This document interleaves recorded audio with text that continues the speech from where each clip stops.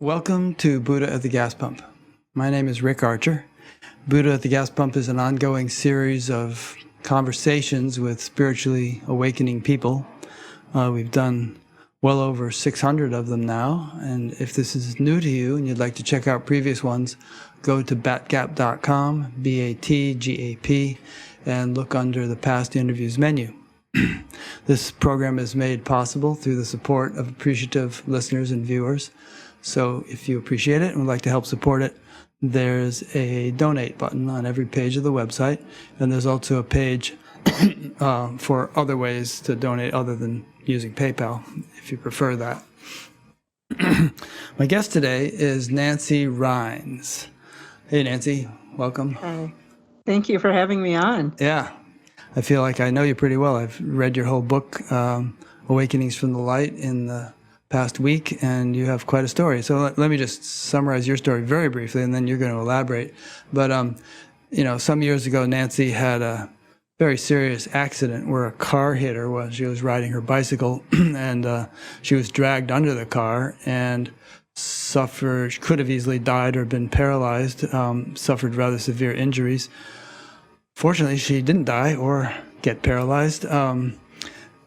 Then she had surgery to repair her spine, and during that surgery, she had a profound near-death experience, which really transformed her life. And a lot of wisdom was absorbed or imparted during that experience, which we're going to be talking about today. So how's that for a nutshell synopsis of your situation? That's awesome. Good. Well done. So let's elaborate. So, I realize you've told this story 1,000 times, and it's probably in some ways not too pleasant to tell it, because it was such a difficult experience for you, both during the accident and afterwards. But people need to know about it for the context of, the whole thing, what happened to you and how you are now saying what you're saying. Yeah, I think to kind of as a precursor, though, to the accident, I think it's important for people to understand kind of where I was coming from before all this happened, because I think it gives a different context to what happened. If when people know I was a scientist, I was a science writer for a long, long time. I've been in the sciences and the engineering field for probably close to 20 years, or even maybe actually a little bit more, by when this accident happened. So I was well steeped in the materialist, reductionist way of thinking. And I was a complete skeptic, atheist most of the time, not a very kind one sometimes, I would say, because I just thought that, if you believed in anything other than, this material reality, you were kind of delusional. But I think there was a part of me, though, that really wanted to believe in something else, because I had, as a young child, I was very spiritual. I wasn't religious, but I was very spiritual. So I moved away from that in my teens when I got interested in the sciences. And then, going to grad school in the geosciences really cemented it for me. I was really sucked into that culture and that way of thinking. And so that's how it was for me for the following, 20 years or so, just being an atheist, agnostic, sometimes experiencing some odd things, but then I would just shunt them aside, get them out of my mind. I didn't want to think about it because it didn't fit into that worldview that I had, that physical reality was all there is. It's funny, atheism and science are very often roughly synonymous in many people's minds, and yet, in my mind, if you're really a hardcore atheist, you're not very scientific, because science is supposed to be kind of a little bit open-minded and open to changing their perspective if new evidence presents itself, and to just sort of adamantly say, no, this could not possibly be, you're not being scientific. Well, that's an excellent point, and you're right on. You're totally right on. To me now, after having gone through all of this, to me now, the quintessential scientist is someone who is open and really curious, and is open to looking at, experiences and data and information across the board, whether it sounds weird or not. Because honest to God, and I mean that literally, quantum physics is the weirdest thing anybody has ever taught me. Yeah. And it's been proven to be right. Like, how weird is that, right? It's just from our perspective, or at least my perspective as someone who had been in the physical sciences, quantum physics is just like crazy weird. But it's true. Yeah. And it's been proven in multiple hundreds of experiments, even probably in the thousands by now. So why can't we use that as an example to really truly be scientists and look at what's all of the data, no matter what it is? No matter what it is. So I guess maybe, obviously very few people really understand quantum physics. And I've heard some great quotes from, I forget who, Max Planck or somebody, about how if you think you understand it, you don't, or something like that. But I think one thing that happens a lot with new agey people is they gain a loose layman's understanding of quantum mechanics, and then they kind of extrapolate it to the macro world, to the world of everyday living. And I think some scientists kind of cringe when they hear people doing that because it doesn't necessarily translate. Well, that actually is not quite true anymore. Okay, so good to know. Let's tell us about it.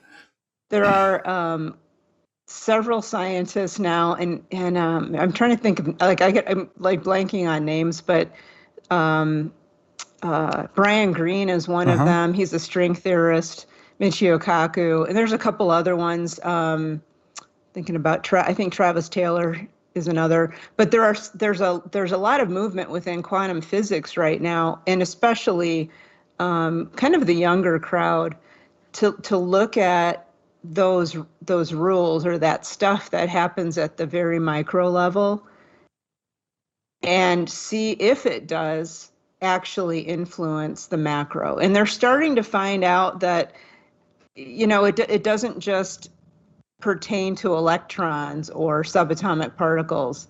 It pertains to molecules, which are groups of atoms. So we're kind of getting up and up and up in scale as to where they're seeing those quantum effects.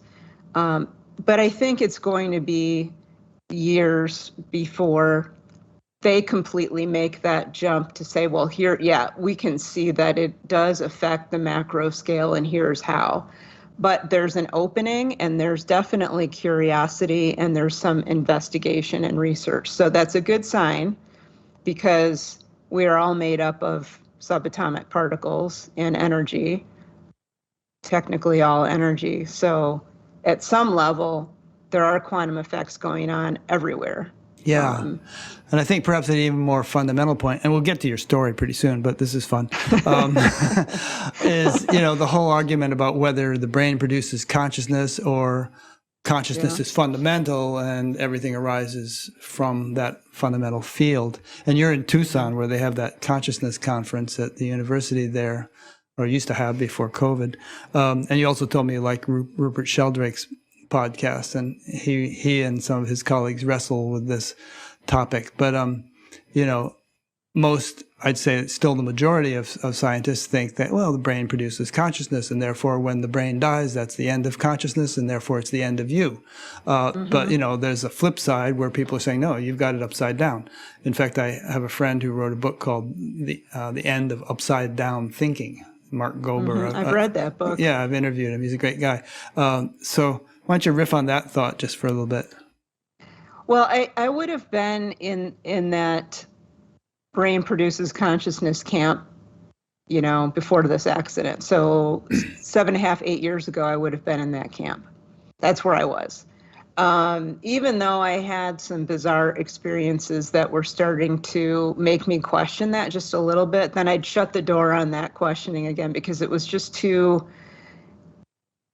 not necessarily, I guess in some ways it was too hard to think about that, because it was just so different from what we've been taught in the sciences that to think that way means, oh my gosh, now I'm going to have to really rethink my entire worldview. And that's kind of tough to do, especially when you're doing it voluntarily as a scientist. It was a bridge too far for me at that point. Now, after having gone through, and there was a point during the accident when it happened, which I'll talk about in a minute, but when I had that incident that happened where I was in multiple places at once, I remember thinking, and I was conscious through the whole thing.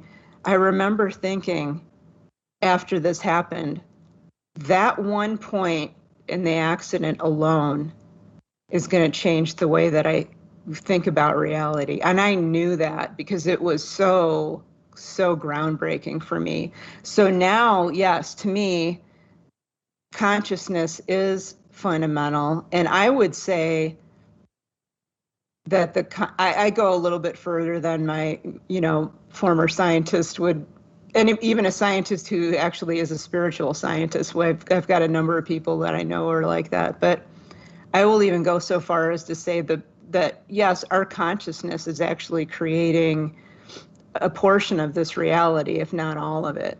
Yeah.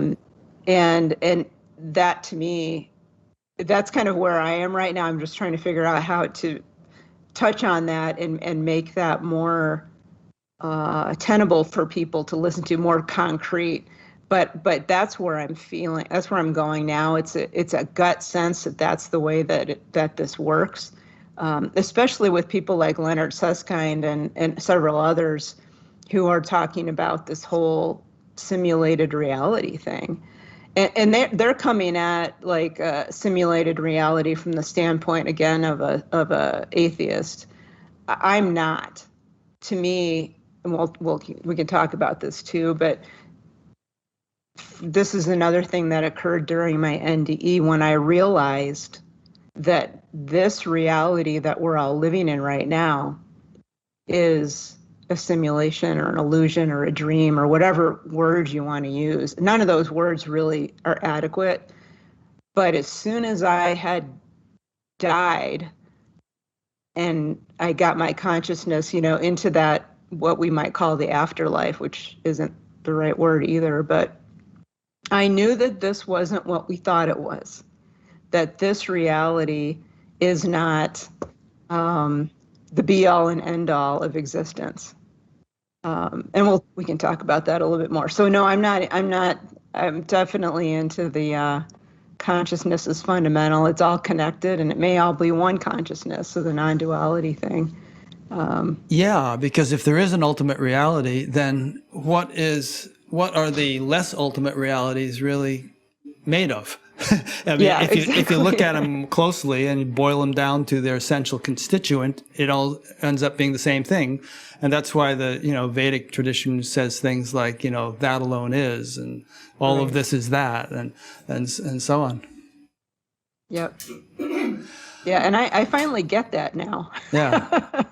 Or at least as much as I can in the moment, right? I'm certainly not a philosopher by any stretch of the imagination, but I'm starting to understand what they were talking about. Yeah. It makes sense. Totally makes sense. Well, I think we've teased people enough in terms of, Okay.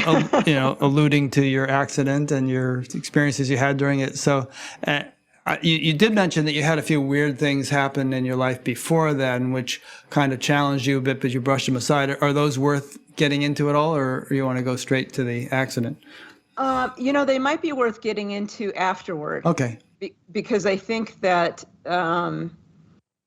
it almost makes more sense to talk about them either partway through or right after I talk about the NDE itself, because they fit better that way. All right. So don't forget to do that.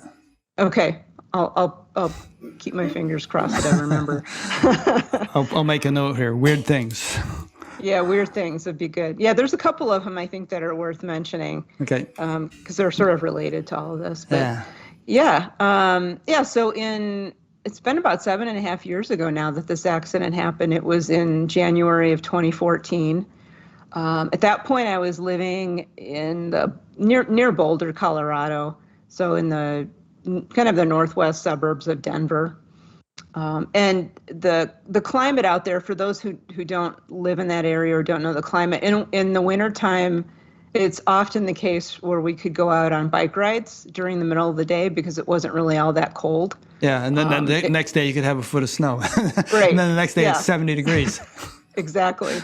So this particular day, it was a Friday. I was off from work for that whole week. I had taken off work for the holidays and just decided to go on a bike ride in town to do some errands. No big deal. Done it before. And went out. The bizarre thing, though, before I went out, I got to the garage, got my bike out, and I had there was a feeling I had in my gut that told me, don't do this. Don't go out today. And I just brushed it aside. It's like, I don't know why I wouldn't go out today. I have these errands to run and it seems nice and there's hardly any traffic, so I'm going to go. So I went out on my bike ride, and within probably a half a mile, I think it wasn't that far from my house, there was a traffic circle that had just been put in. And at that time, the Denver area was starting to get a lot of these, roundabouts or traffic circles put in, and nobody knew how to use them. We all hated them. Nobody knew how to use them, and I was on a bike. And there was a bike lane coming into the traffic circle, and there was one on the other side going out, but they hadn't done anything like put a bike lane in the traffic circle or a way to get around it, other than go through it. And this particular one was very narrow. There was not a lot of room to maneuver. It was probably a little bit too tight, just from a design perspective. So I get into it. There's a guy driving behind me in a Subaru wagon type of thing. And then off to my right, there's a street coming in to the traffic circle that's going to intersect it. And they were supposed to stop. That road coming in from the right was supposed to stop at the circle before proceeding. So I'm in the circle, and all I'm going to do is go around and then out the other side.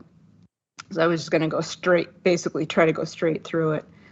And I get up to where that road comes in from the right, and I notice that there are two vehicles, one, a really large SUV, and then behind that was a truck a small truck of some kind, that were coming in. And it looked like they were slowing down.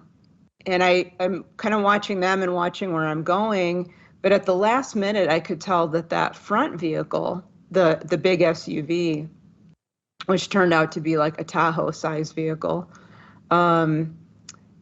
instead of slowing down, she decided to speed up and she basically ran through it. Well, I was right there. So she hit me like this. It's broadside. Broadsided you, yeah. Yeah, on my right side. And I remember putting my hand out. I thought that there was enough room, maybe, I could push myself away from her.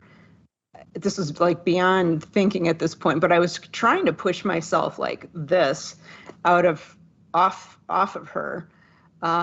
Somehow I ended up, I must have done a flip in the air and landed on the hood of her vehicle. Just I'm grasping on the hood of her vehicle as she's driving around this traffic circle. And the bizarre thing is, I'm thinking, okay, she's going to stop, right? And if she would have stopped, it wouldn't have been that horrible of a thing. But she didn't stop. She didn't see me on her hood. She was texting, and she had her phone up on the steering wheel, and she was looking at the phone, didn't notice that she had just run over someone's bicycle, and there was a bicyclist on her hood looking at her. And so she kept driving. And weren't there kids in the car, staring at you or something? Yeah. She had two little kids in the back seat. It was I could see them. They knew I was there. I think they were probably screaming at her. Yeah. Is my guess. They're two little boys, I believe. They were probably I think the police officer said like 7 and 5 years old. And if I remember right, the woman's mother-in-law was sitting in the front seat as well, in the passenger seat.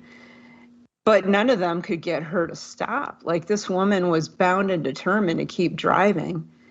And so she kept driving, and I just couldn't hang on anymore. Like, I couldn't find I wasn't far enough up to grab onto anything I could hold on to. So I slipped off and slipped down, and it's like every bicyclist's nightmare, to be in this situation where somebody is going to run you over. And so I fell off the front of her vehicle. I'm trying to grab onto stuff, trying not to get on the ground, because I assumed if I hit the ground, she was going to run right over me. And I just assumed that would be it. Like, that was going to be game over at that point. So I couldn't grab on anything. I did hit the ground with my left side, and I heard bones breaking, which is very disturbing. If you've ever done that before, you know how disturbing that sounds. I heard my collarbone go, and several other. I mean, it was a mess. We can talk about that in a little bit. But I hit the pavement, and for some happenstance, I was right in between her wheels, and I was positioned such that she wasn't going to run over me at first, but she was in a turn. And so I kind of figured that her back wheels would probably impact me. So at this point, there was a little instinct that took over. I reached up under her. I was at this point under her vehicle, like where the axle is. And I reached up like this and grabbed the axle. It's the only thing I could think of to do. And then when that happened, I had also had a bicycling backpack on when I was in the accident, and there was a chest strap that went across the front. Well, that somehow got stuck on something on her axle or in that undercarriage area. So that was dragging as well. So that was stuck on something, and then I had reached up and grabbed the axle. So she was at this point dragging me underneath. But that funky thing that I talked about a little while ago, when my shoulder and head and hip hit the pavement after I came off her vehicle, that's when all of a sudden I was in two places at once. And that really freaked me out. There was a part of my consciousness, and I call it my human level of consciousness, that was in my body and experiencing the accident. And then what some people might call a soul or the higher self or whatever, there was a higher part of my consciousness that was almost propelled out of my body and ended up standing at the side of the road, kind of watching all this unfold. And it had a different perspective on everything. And that part of me, what I noted, was more of my true self, my truest self. It was very calm, very gentle and compassionate and loving and accepting of what was happening. Let me ask you a question here. Yeah. I've had accidents where, despite the pain and the trauma of the accident that's taking place, like falling off a bicycle, or, a couple months ago, I tripped over something and fell on my face on some concrete. But there's a kind of an inner silence that witnesses it, and it's not perturbed by the trauma. But I've never had one, I don't think, where I was like 6 feet or 10 feet away observing it from the outside, which is what you're describing. You never had a bad accident. So do you, what do you make of that after all this time, and you've had plenty of time to think about it? Why did that happen? Any idea? Well, it gave me some pause, really. When I was laying in the ER after the accident, I thought about that all day. And of course, I've been thinking about it a lot over the last 7 and some years. So the way that I view it, and I don't know, may not be absolutely right, but it feels close for me right now is that, whatever this human body is, it has some level of consciousness on its own. Maybe the brain does produce a little bit of consciousness. I don't know. But there is a basic level of consciousness, call it personality, whatever, that's, some people call it the ego, that's really attached and stays with the body. And that was what stayed with me. And that part of me that was in my body was very fearful. Of course, why wouldn't you be? And feeling pain and feeling absolute terror. And it was in that flight or fight mode. That part of me that was propelled out, it was almost like 50 feet away. It was quite a ways off from the accident. That is what I would consider now maybe my higher self, or a higher state of our own awareness. Or subtle body. I mean, some traditions Right. would say we have a subtle body, which is what carries on when we die, or which maybe during an operation we were watching from the ceiling or something like that, Right. Yeah. There's so many different terms for it. And I don't think any one of them are really quite right. I don't think we really quite have the full understanding of what that all is at this point. But it certainly some kind of eternal consciousness part of me, or that I was a part of, was out there and separate.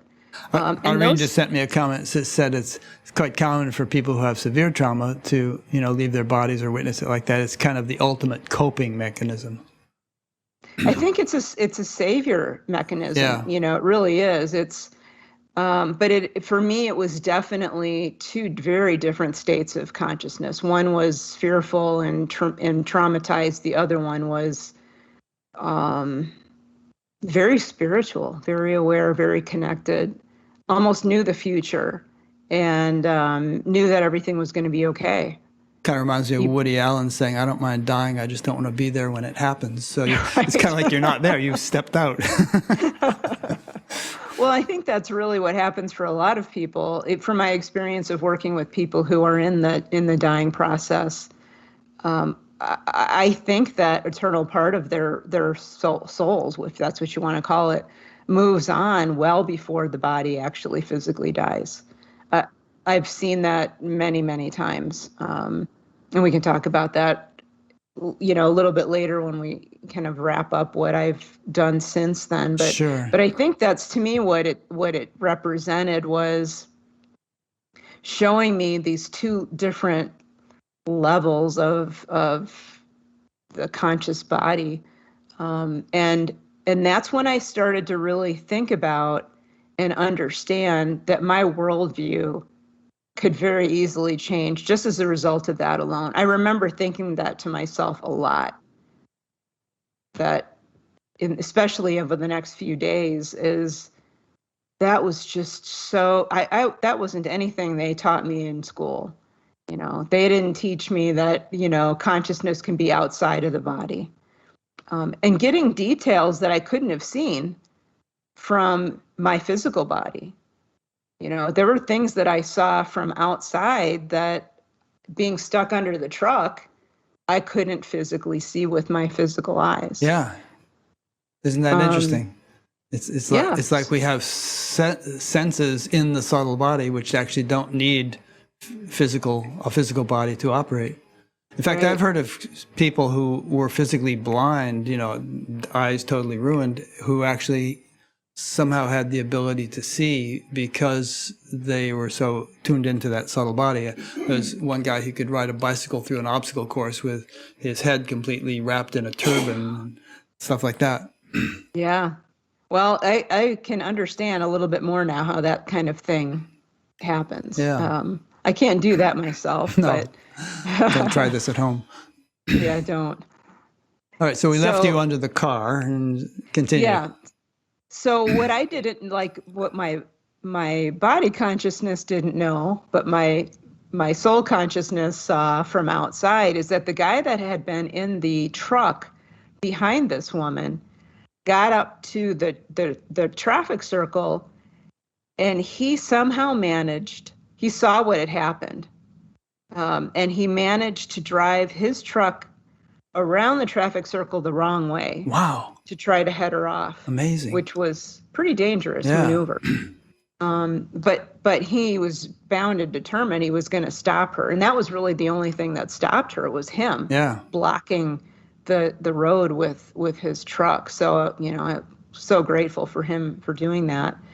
And then when she finally did stop, it had been, I think they had the cops, the police officers said that she had dragged me for at least 60 feet, perhaps closer to 75. It was really tough to tell. But anyway, I was under there a while. And so when she finally stopped the vehicle, my first thought was, I want to get up and run. And it was weird how it was almost like I couldn't control that instinct to get up and run. I just wanted to get up and get the heck out of there. Fight or flight. So, right, it was super strong. And I started to wiggle my way out, which I'm surprised that I didn't do severe damage to my spine at that point. But I was like trying to wiggle my way out. And I was able to get like my head and the upper part of my shoulders out from underneath of her front end of her SUV. And then a woman ran up and put her hands on my shoulders and said, "Don't move. I'm a nurse. I'm a trauma nurse, and you need to stay still. You need to stay safe." And if she hadn't done that, I might not have survived, because my spine was really bad shape, especially my neck. It was in tough shape. I think the doctor later told me that if I would have just even turned like that, I would have been a goner, because my spine was just almost crushed up by where the neck meets the skull. So it was pretty dicey there for a while. But she kept me in one place until the paramedics arrived. And then once they started working on me, they prodded just a little bit, like very gently, trying to figure out what hurt, which was basically everything. And I remember screaming. And when I screamed, that's when that part of me that was that higher self, that soul part of me that was outside, came back in. It was like, boom, the two came back together when the pain flooded back in. And from there on, I mean, they got me to the ER, and which wasn't too far away, luckily. It was only about not even half a mile away from the accident. And it turned out that I had at least, so they basically kind of stopped counting bone breaks because there were just too many. They thought it was probably at least 24 different bones that were broken, and they were broken in multiple places. And so my spine was the worst, as you can imagine. It was the worst hit. My L1 vertebrae, which is your lower back, was basically blown apart. There wasn't really much left of it. And my neck was in not much better shape. So they wanted to, they were thinking, well, you've got a couple of choices here. Luckily, I could still feel my legs, even though one was just a little bit numb on one side. I could still move. I could still feel my legs. So they thought, well, we can do surgery to stabilize all that so that it will heal properly. And if we do that, your chances of being able to walk again are pretty good. The other option was to lay flat on my back in a hospital room for at least 6 months. And that was not an option for me. I just couldn't imagine. I don't like to be a patient in a hospital at all, even for an outpatient procedure, let alone for 6 months. So that wasn't going to work. Even that seems improbable, because you had all these bone splinters and everything, and how could just lying there prevent those from eventually, poking into your spine? I mean, into your spinal cord. Yeah, that was actually my biggest concern because that L1 vertebrae was shattered and those little shards were just all over the place. I mean, I think they knew what I was going to choose. Yeah. I don't think there was really, it wasn't rocket science to figure out what option Nancy was going to choose. So the juicy part is yet to come because you Right. had this operation in a few days and Yep. had this amazing experience during it. Yeah, so they wheeled me into the OR again, fully conscious, and gave me the general anesthetic. And it's important to note that I've had surgeries before. I've had this exact same general anesthetic before. No problems ever. Maybe just a little bit of, queasy stomach or something, but nothing like what we're going to talk about next. But so I've had this before. Granted, I hadn't had a physical trauma like that before, but I have had that anesthesia before. But they gave it to me, and I started to drift off, and I noticed that all of a sudden everything didn't go black. I was standing up, like looking around, and I thought, well, what's going on? This isn't right. And I was standing up, and I was outside, which of course, I wasn't, but I remembered that I was in surgery. So I had this concept of, I was just in surgery. What am I doing right now standing up? And why am I outside? And that's really pretty though. It was a beautiful meadow up in the mountains. And I was thinking to myself, well, this isn't bad. I could be here while they do surgery on me. This is okay.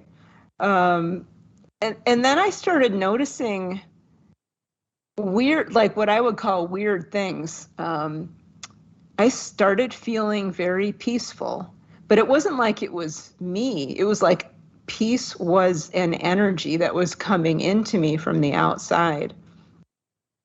And then I started feeling love coming in. Like that's the only word I have to describe it, is love or compassion or something.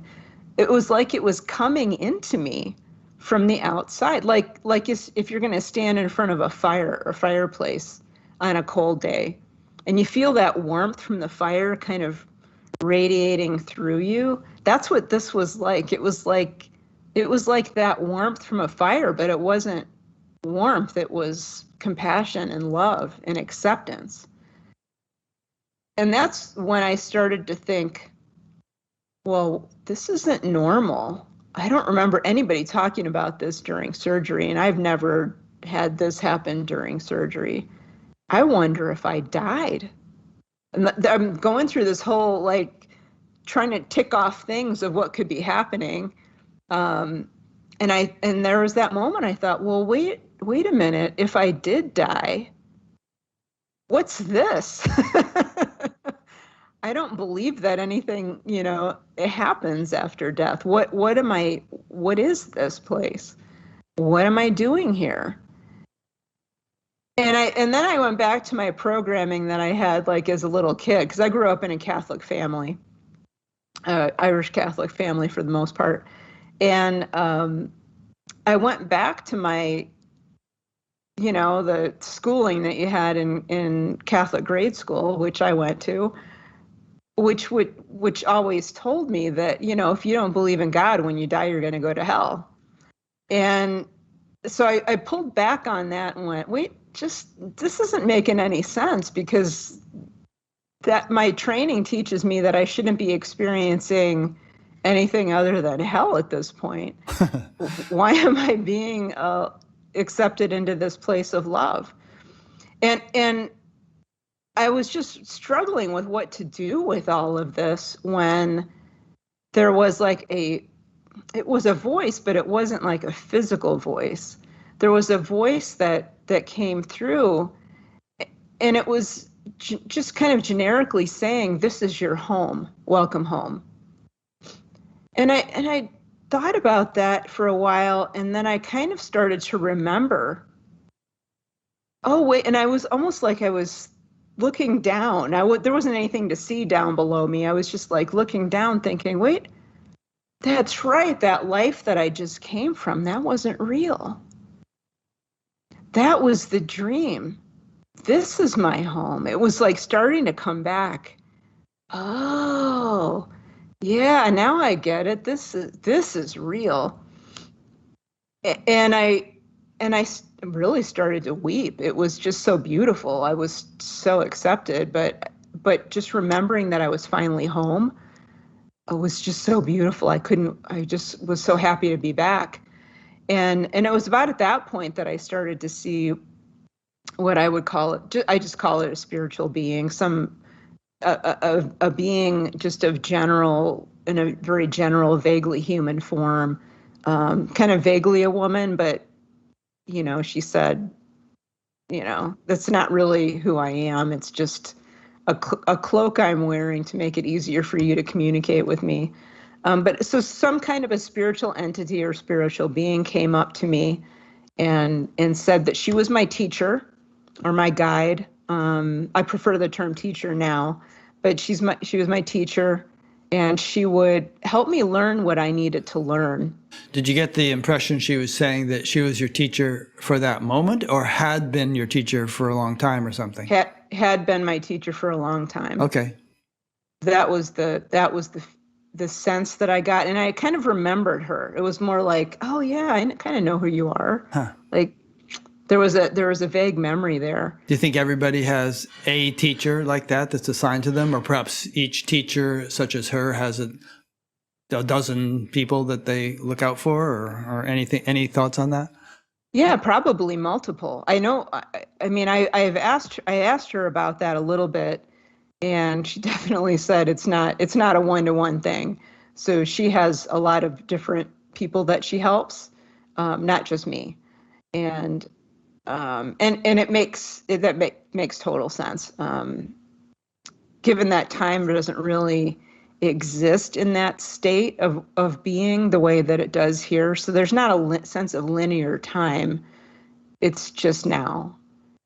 And there's no sense of time flowing and, oh my gosh, I can't get it back because now that's the past and I can't go there. So the fact that she may have, I don't know, 50 or 100 students doesn't really matter. She can, handle all of that.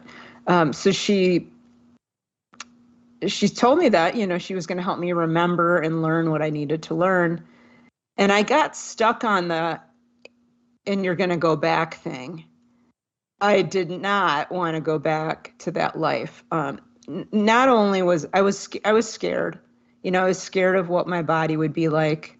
I was afraid that maybe I'd be a paraplegic when they got done with the surgery. I had no idea what was going to happen. Or, just having a mobility impairment. I just couldn't wrap my brain around coming back into that. After having been to this amazing place that I was in. And she said, well, you've already agreed to go back, so you're going to go back at the end of this. And I'm like, I don't remember agreeing to that. And I actually said that. I'm like, I don't remember agreeing to do that. And so it's, if anybody's seen the movie The Shack, which came out after my experience, but that movie, there's a couple of scenes in that movie where the protagonist is shown like a vision of his life kind of in the air in front of him. And he gets to do what we call a life review. Well, I was kind of in that moment shown something very similar. It was like almost like a video screen in the air. And my teacher showed me before my birth, kind of in general terms, agreeing to do certain things, or agreeing to experience certain things, or agreeing to learn certain things. So, I wanted to learn some stuff. I wanted to do some stuff. And I had made a commitment that if I hadn't led a spiritual path or taken a spiritual path by the time I was in like my mid-30s, then this event would happen, the one that was causing this Wow. NDE. No, that's interesting. So first of all, if people want to delve into this notion, you can read Michael Newton's books, or Yep. I've interviewed a guy named Rob Schwartz who talks about, between life Yep. situations where we decide what's going into our life. But what you just said, there's a verse in the Yoga Sutras which goes, Hayam dukkam anagatam, which means avert the danger which has not yet come. And the implication is that by doing enough spiritual practice, making enough spiritual progress, you can avert calamitous situations which you will otherwise have to undergo, because whatever you will have sort of made the transition or learned what you needed to learn in order not to get smacked over the head to learn it, So what you just said is very interesting, that you, had you somehow or other, gotten on a spiritual path earlier, this accident wouldn't have had to happen at all. It wouldn't have been necessary. Yeah, wow. On the other hand, you've come out with so much interesting stuff, which we haven't even gotten into yet, that you learned in that between life or that near-death experience. And maybe you would never have been able to convey such knowledge to people if you hadn't gone through something like this. It's hard to say. It is. And I don't waste a lot of my energy considering that, because I'm here. Yeah. I haven't figured out a way, at least in this life, to go back in time and change things. So, and actually what I just said doesn't make sense, because there are plenty of spiritual teachers who are saying the kinds of things you say without having had a car accident or near-death experience. Yeah. Yeah, and who knows? Maybe I would have learned it, maybe not. I don't know. Yeah. But I went through it, and here I am. So let that be a warning to everybody. Better get on the spiritual path. You're going to get hit by a car. Well, I think that's an interesting point to bring up, because I think that if I look back, if I would have really delved into my spirituality in my 20s, actually, when I first had my first inkling to do so, just because of the kind of personality I have, I would have dived in head first and just glommed onto it. I probably wouldn't have needed this accident. But yeah, and that's just one more point I'll throw in, and then you can keep telling the story. But some people would see an accident like that as either an accident, and then there's no meaning to it. It just stuff like that happens. Or they might see it as some kind of punishment from God or some such thing. Mm-hmm. It could be interpreted in negative ways. But what you're implying is that a obviously unpleasant and traumatic thing can be, in the bigger picture, in service to our spiritual growth. Right. Perhaps that's true really of entire societies as well as individuals. We can learn, and it's unfortunate that at least me, and I think a lot of people, a lot of humans, learn best through the school of hard knocks. Yeah. And this was a real hard knock. Yeah, whammo. But we do, and I did, and I honestly, it's painful as it was, I will say that I wouldn't trade it for anything. You couldn't take that away from me right now. Like, there's no way that I would give it up, even with all of the pain and the recovery and, the anxiety once in a while that came with all of this. I still wouldn't trade it for the world. I mean, it was that transformative for me. True, but if you could really play with time and say, all right, I'll get into spirituality in my 20s and get really into it, then you'd probably prefer that to having had this happen. It would have been a lot less painful. Yeah. So, so she showed me this view of me agreeing to certain things and saying, what I wanted to experience and learn and do. And then I was like, oh yeah, I remember that now. Shoot. Okay. And I just sort of played along with it. Honestly, I really, I was still hoping that I could pull one over on her at the very end and just stay there. But I just played along and learned, and whatever she decided she wanted to teach me, I just went along with it and learned as much as I could. Not that I had much of a choice, by the way, because I was there with her and I didn't know, what else to do with myself. I guess I could have just stood around and enjoyed the scenery, but I just let her teach me. And so a lot of the stuff made sense, but a lot of it I hadn't ever really thought about before. Depending on the day, people ask me, like, a lot of people ask, well, what's the most profound part of it? For the most part, on most days, I will say it was my life review, and that's not what I just told you about. I had a real life review, which happened, kind of a little bit later in the process, where I was shown, like, on a sort of, she used the surface of a pond, a virtual pond, but the surface of a pond as kind of a movie screen, and where there were a lot of little different, they look like little I call them little YouTube videos of different parts of my life, where I could, if I looked at one of those little scenes from my life, I could dive right into it and be right there again. And she showed me this for a specific reason. She wanted me to see the impact that my thoughts, my feelings, my words, and my actions had on not just me, but people around me and the world around me. And so I kind of examined a point in my life where I had said something intentionally to hurt my sister. It was just one of those spiteful sibling comments that was awful. And it was when I was in my late teens. And she was really hurt by that, but I didn't know it at the time it actually happened. But in this review, not only could I see it like it was a video, but then I dove into it and I was back in it again. And I wasn't back in it only from my viewpoint. I could experience her viewpoint at the same time.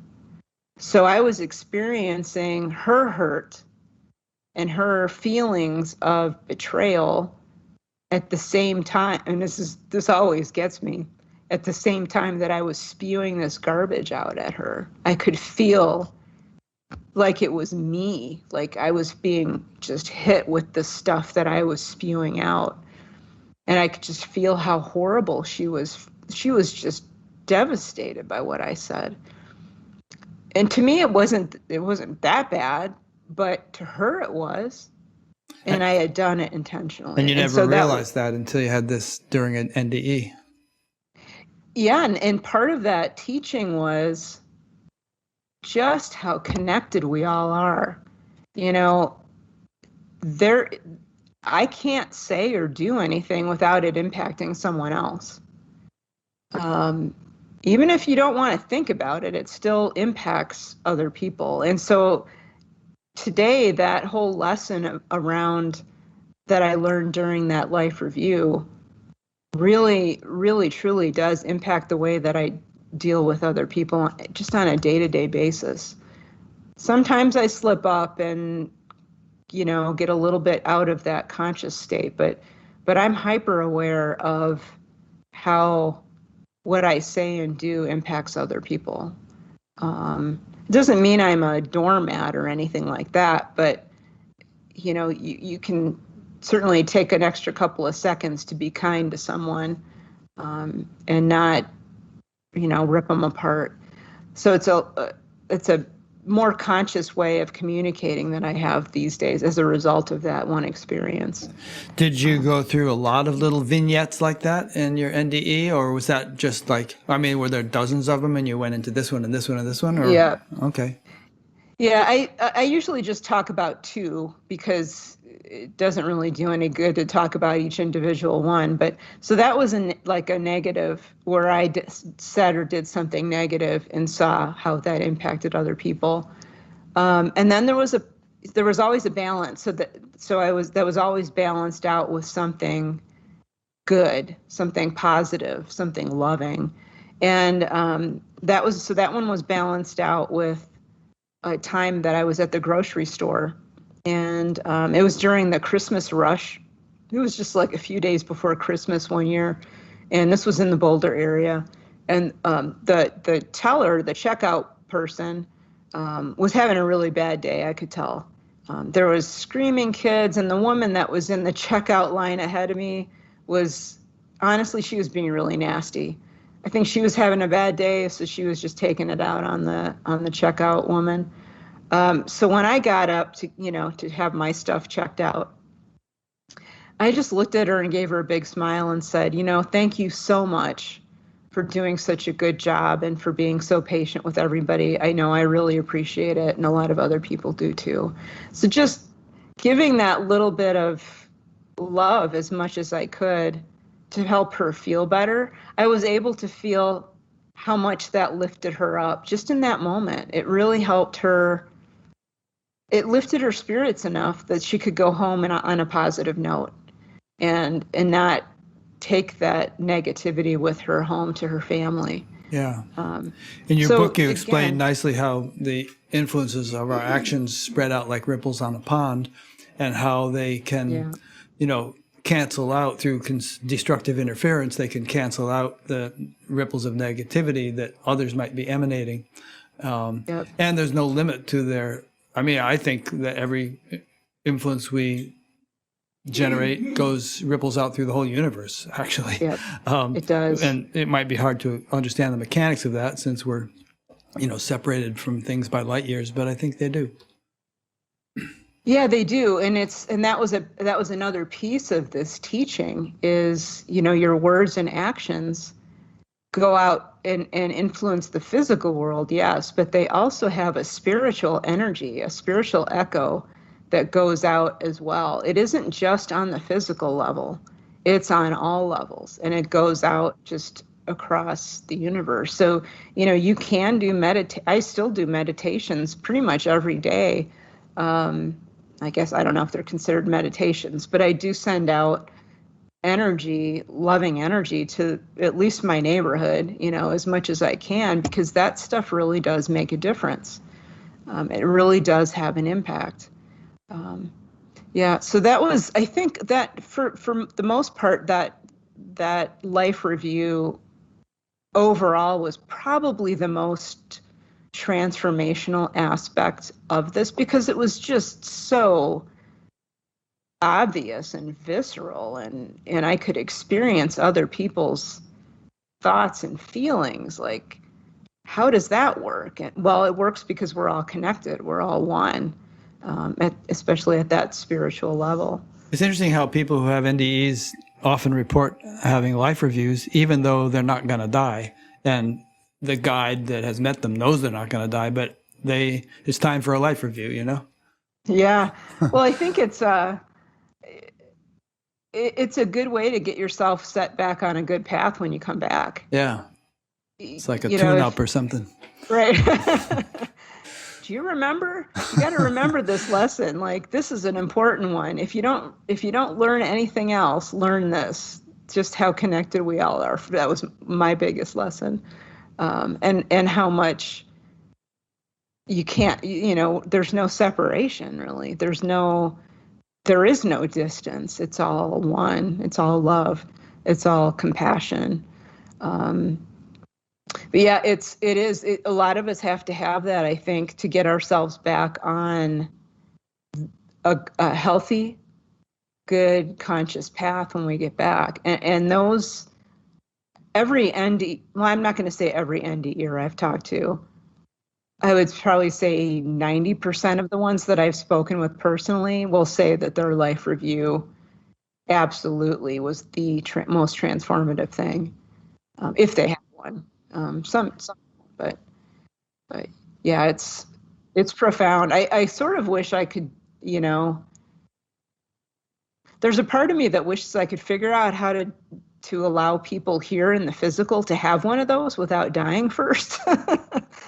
Well, I don't know about having life reviews, but I think that people who do a deep spiritual practice for a long time end up processing a lot of stuff, Mm-hmm. And even, in my own experience meditating for 53 years, but I often have gone through things where I'll flash on something that happened when I was 7 years old or 17 or something like that, and kind of work through it, and learn something from it. It'll just bubble up spontaneously and then dissipate. So I don't think we have to have a near-death experience to undergo the kind of learning that you had. There are other ways. Well, I think that's probably the gentler way to experience those things and to process them. Let them happen on their own. Yeah. Come out on their own. And of course, there are therapies that people do, and there are things like ayahuasca and various other things that people do to explore this stuff.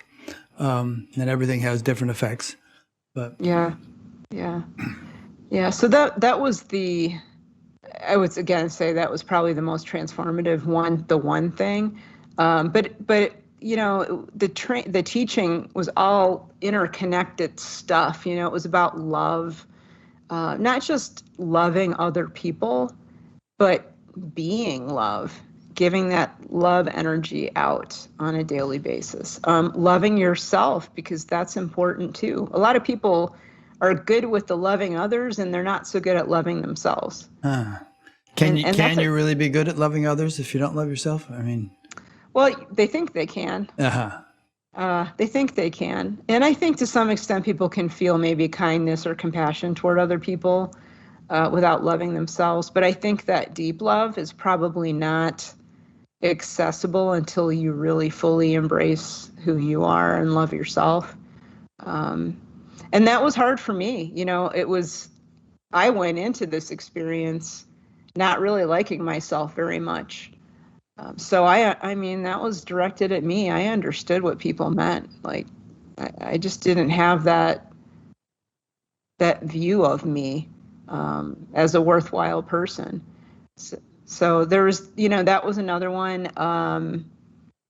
A big one was, loving the earth. Now, even if this is some kind of a simulated reality or a dreamlike state, we still have to take care of this place that we're in, whatever this is.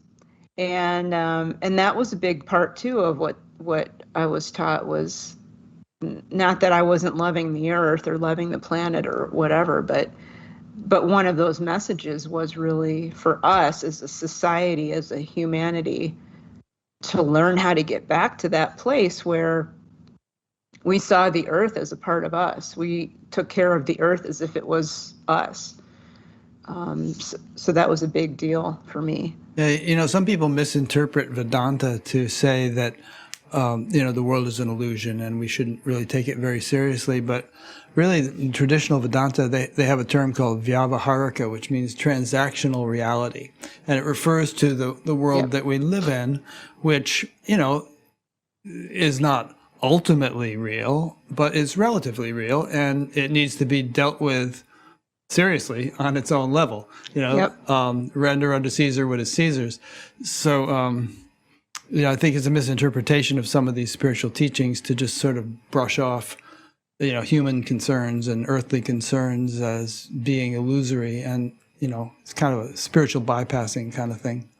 Sometimes people do. I would agree with that. I like that term, transactional reality, because I think that really hits home. If you're on, if say for example you get on an airline flight from, I don't know, Phoenix to New York City, what are you going to do? Everybody going to trash the place while they're on the airplane because they know they're going to get off in a couple of hours? Like, right.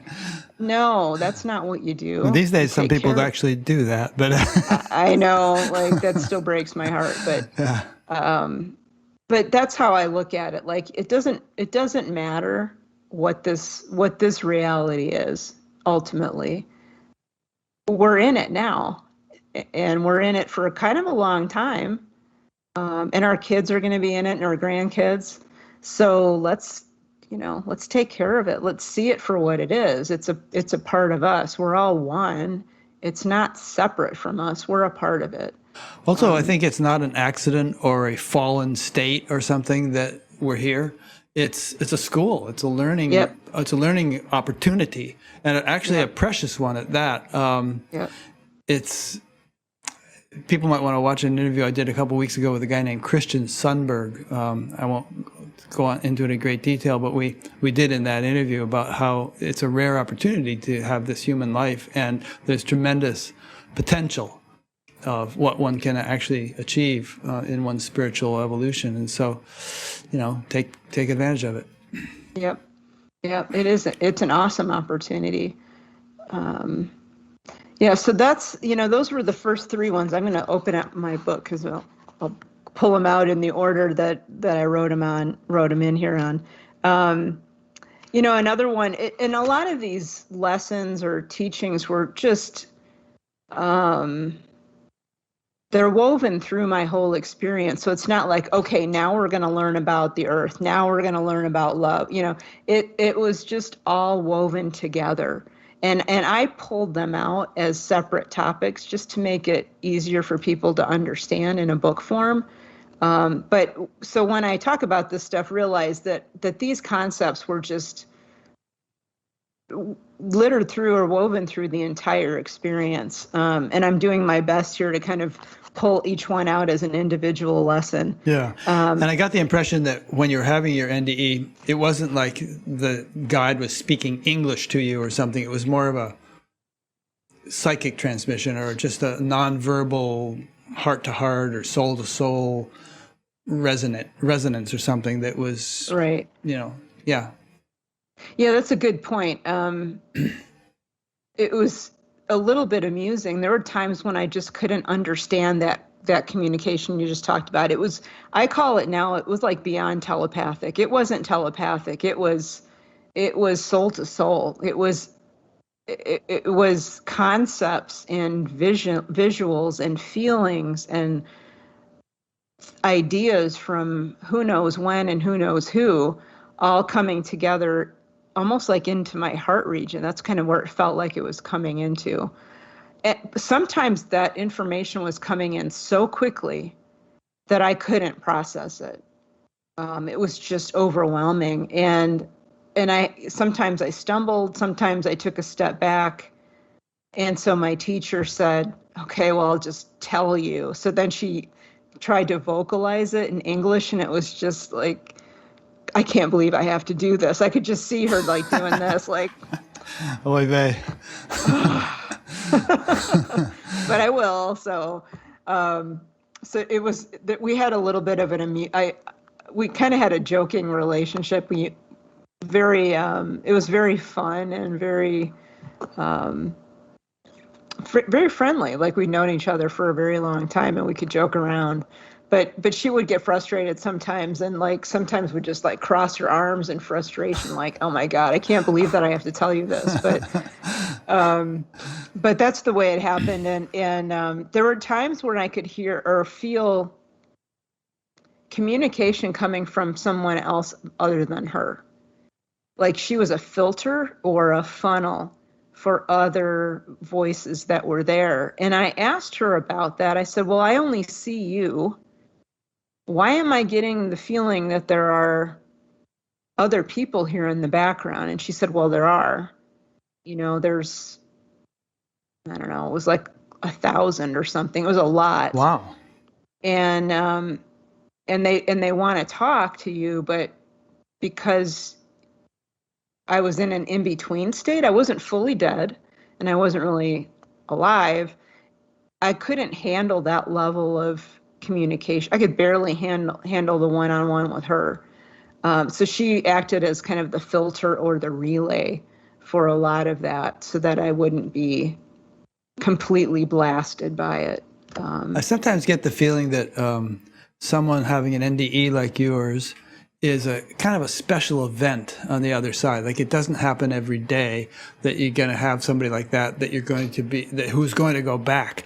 And so they kind of like say, oh boy, we have this opportunity to kind of prime this representative of higher knowledge and let's imbue her with as much wisdom as we can in this short space and before she goes back. And so I don't know, that's the idea that came to mind when you spoke of this possibly 1,000 other beings and she's just the representative or the conduit for them. Yeah, that's an interesting way to look at it. I hadn't thought of that, but it makes a lot of sense. Yeah.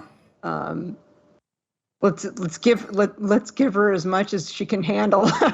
Yeah. Because I really do think, and I'm sure you would agree with me, that whoever they are, whatever they are, they really have our best interests in mind, and it must be a little frustrating if they can experience frustration to see all the trials and tribulations we go through when they know that it could be so much better, and yeah, and the veil that shrouds us when we're born can be so thick. And then when we have an experience like you had and the veil is gone temporarily, oh yes, this is my true home. But then boom, the veil can come back again. So an opportunity to catch someone when the veil has lifted and send them back with some higher knowledge must be kind of special. Yeah. Well, and I was lucky. Well, maybe not lucky. Maybe that was maybe it was planned this way, but I was lucky in that I remembered everything. Yeah. I remembered the accident, all of the accident. I remembered all of this. And you that mean when is you not, were there or after you came back? After I came back. Right. Yeah, I remembered all of it. And it was a lot. I at first tried to block some of it out because it was just too crazy weird, like when I came back into my body. But then I just let it roll. And when I let it roll, I wrote it down, and it was just all there, and we can talk about that later, but I did tell people right away what had happened, and it got real detailed with it. So it was all right there when I came back. And I did and I didn't know this at the time, but Eben Alexander, after he had his and woke up from it, the first thing he asked for was a notebook and a pen or a pencil so that he could start writing stuff down. And I did the same thing. I'm like, I asked one of my friends, can you please bring me a sketchbook and some pencils or something so that I can start writing this stuff down and drawing sketches. So he did. And it was hard at first because I had a hard time, lifting my arm enough to write, but I did the best I could and wrote it all down right as soon as I could. So I have all that, which is awesome. I came back with all those memories just right there, which I shouldn't have had because I was under anesthesia, and they had given me an amnesia drug to boot while I was in surgery. So I shouldn't have remembered anything. So anyway, that's another story, but yeah, I came back with all that information and did as best as I could to put it all in a book, mostly for myself because I knew I was going to have to reread this stuff every once in a while. It's helping a lot of other people too. It does, Yeah. it does, and it helps me. I've always liked these through. NDE books. I've been reading them for several decades, just even though I've never had one and don't particularly want to have one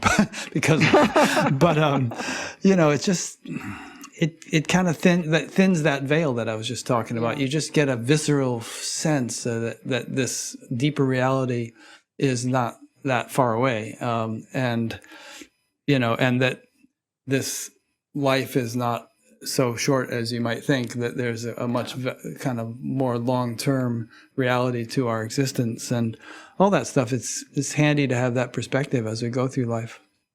Yeah, that we're more eternal than we give ourselves credit for, Yeah. that we're more powerful than we think. Mm-hmm. Even in this life, even as human beings, we're more powerful. The biggest thing that gets in the way of that is our own thoughts and beliefs. That was another one. And I've talked about, how we're all connected, and not just connected to each other as humans.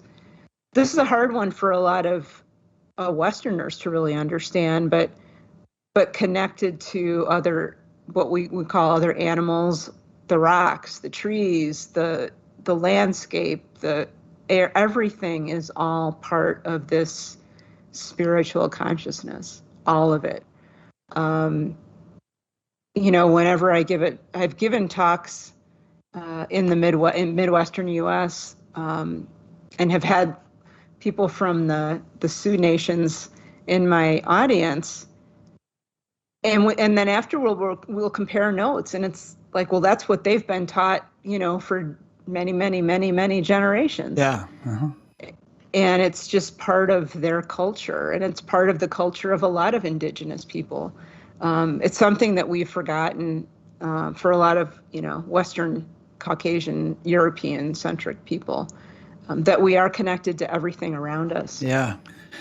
Interesting that, we Europeans came barging over here and regarded them as heathens and tried to convert them to our way of thinking and all, and then didn't even recognize the wisdom that they had.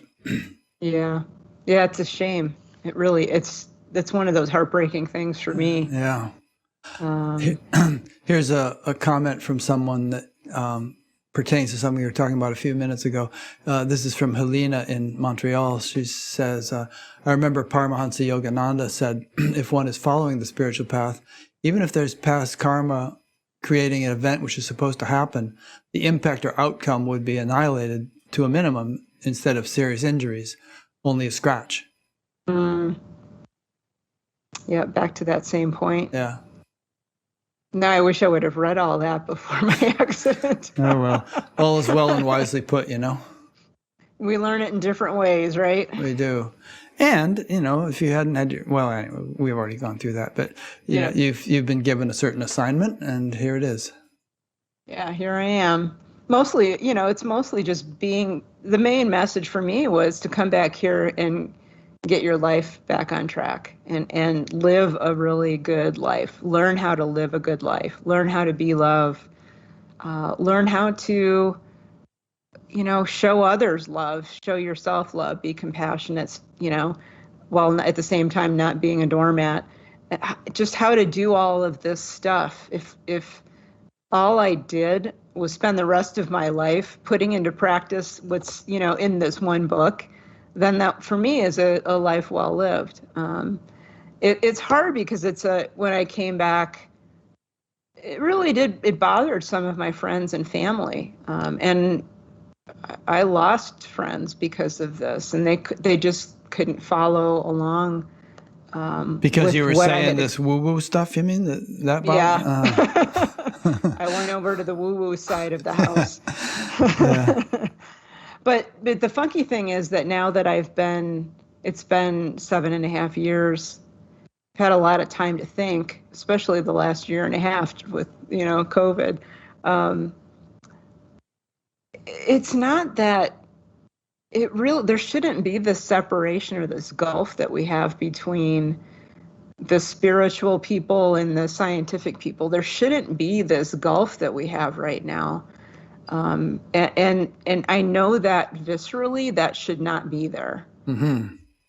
And I think it's healing. There wasn't a gulf up until, probably maybe the end of the Renaissance or even into the Enlightenment, but at least in the Western world. Now that gulf never really existed, I'm guessing, in India, and maybe not even in China and other parts of the world, but I'm talking about like the European cultures. There was that gulf between, proper science and people who believed in a spiritual view, and never the twain shall meet. Well, to me, that needs to heal. That absolutely needs to heal. There's a lot of things that need to heal on this planet, but that's definitely one of them that I feel very strongly because I had been in that camp on the science side before. So I felt that very strongly, especially in the last couple of years, just thinking about all the stuff that I learned, and it isn't, there's nothing in it that precludes science also having an impact in this world. I mean, they don't cancel each other out. They can actually enhance each other. At least that's how I and some other people are thinking. But Oh, absolutely. I'll send you a link later of a talk I gave on this about 6-7 years ago. But I feel like spirituality explores realms that science should be interested in if science really wants to understand how the universe works, but doesn't have the tools to explore.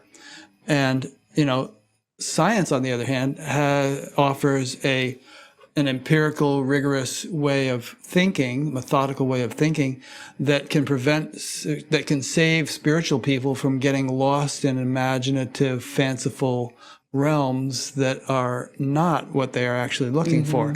So I think that a marriage of a scientific way of thinking with deep spirituality can enrich both, and that perhaps 50, 100, 200 years from now, it'll be sort of, we'll look back and think, why did we ever think of them as separate? We really just have this one unified approach to gaining knowledge, which includes both subjective and objective technologies. Yeah, I like that. Yeah, and that's absolutely how I see it too. You're better at explaining that than I would have been. Well, thank you. I've been pondering it myself for a while. I'll send you a link to that talk. You might enjoy it. Okay. Yeah. Yeah.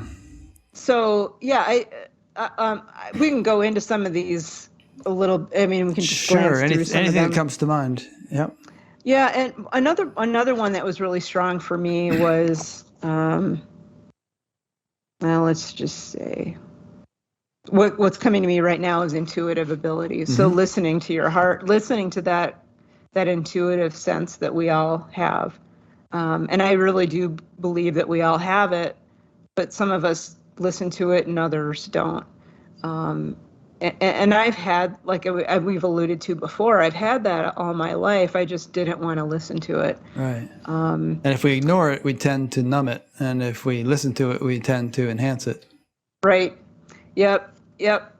I saw that myself. You know, some of those, we talked a little bit earlier about, there were a couple of incidents where earlier on in my life, I had stuff that happened that I just shunted aside because they didn't fit into my worldview at the time and I didn't want to deal with them. One of them was, well, actually two happened during the last year of my father's life. He had been dealing with cancer for like 7 years before he finally passed away. And about a year before he died, I had this really bizarre incident, and this was back when I was still an atheist, and I was meditating because, you know, you can meditate and be an atheist as long as you tell yourself you're just, you know, helping your brain think better, right? That's what I was telling myself. So I would meditate pretty much every day, and it did help with, you know, stress and anxiety and that kind of thing. So I did it, but I went out to visit him, and he and my mom, they lived about a 6-hour drive away from me. And so I went to visit them for a long weekend in November, about a year before he finally passed away. And he was a big outdoors guy. He loved to go fishing. He loved to go hunting. Even if he never got anything, he just liked to be out there. So he always wanted to be outdoors. And so he was bound and determined, you know, he's pretty frail at this point. The cancer's, you know, beating him pretty hard. He wanted to go deer hunting. I'm like, what are you, nuts? You're crazy. You know, you can barely walk. And I said, no, if you want to go, I will take you and I will walk out there with you and I'll make sure you're safe. Because I wanted him to be out there, out in the woods, experiencing just being out there in the woods. And I wanted him to be safe. So I was going to go out with him on a Saturday morning. Well, I got there Friday afternoon and got settled in and did a little quick meditation. And while I was meditating, something really weird happened. And I normally didn't have weird things happen during my meditation, but this was bizarre. I experienced like memories of my dad from the standpoint of him as a young kid, from somebody named Sydney, who was a friend of his. And they were both in their teens. And this vision was of the two of them with a couple of their other buddies out. They were going to go deer hunting. And they were gathered together, you know, around this campfire. They had like a camp up in the North Woods. Their parents had this camp where they would just go out there and hang out and go hunting and fishing.